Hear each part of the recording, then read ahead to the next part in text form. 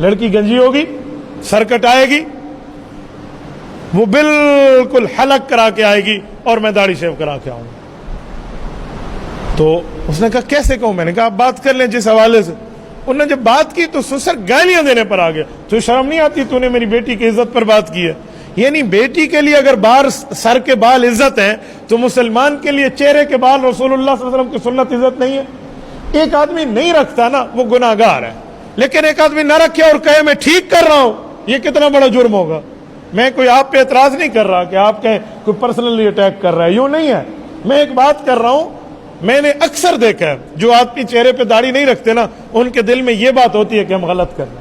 ان کے دل میں یہ ہوتا ہے کہ یار ہم گناہ کر رہے ہیں تو دعا کر لیں اللہ ہمیں توفیق عطا فرمائے. یہ وہ جذبہ ہے جو اللہ پاک سے ایک دن ان کے گناہ بھی معاف کرائے گا اور انہیں توفیق بھی ملے گی, یہ جذبہ ہے.